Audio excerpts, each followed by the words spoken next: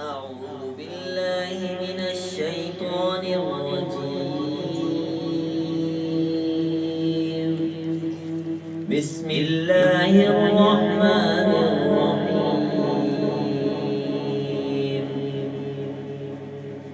يا أيها المزمل قم الليل إلا قليلا نصفه أو انقص منه قليلا أو زد عليه ورتل القرآن ترتيلا إنا سنلقي عليك قولا ثقيلا إن ناشئة الليل هي أشد وطئا وأقوم قيلا إن لك في النهار سبحا طويلا واذكر اسم ربك وتبتل إليه تبتيلا رب المشرق والمغرب لا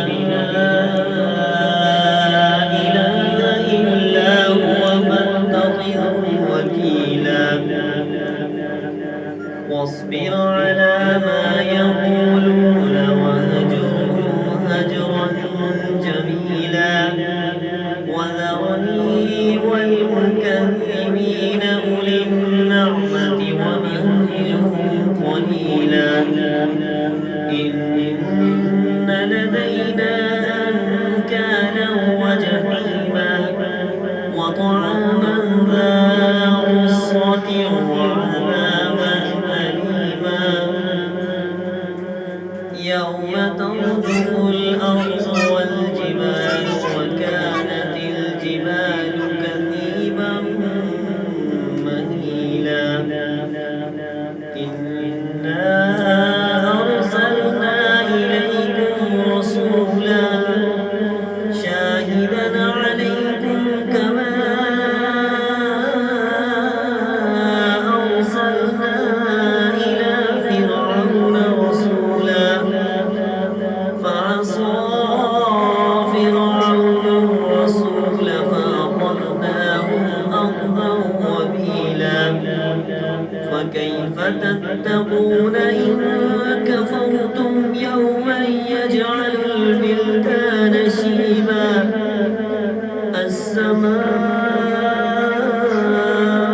السماء منفطر به كان وعده مفعولا إن هذه تذكرة فمن شاء اتخذ إلى ربه سبيلا إن ربك يعلم أنك تقوم أدنى من ثلثي الليل ونصفه وثلثا وطائفة من الذين معك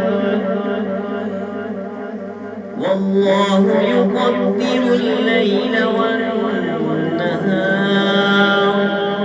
علم أن لن تحصوه فتاب عليكم فاقرؤوا ما تيسر من القرآن علم أن سيكون منكم مرضى وآخرون يضربون في الأرض يبتغون من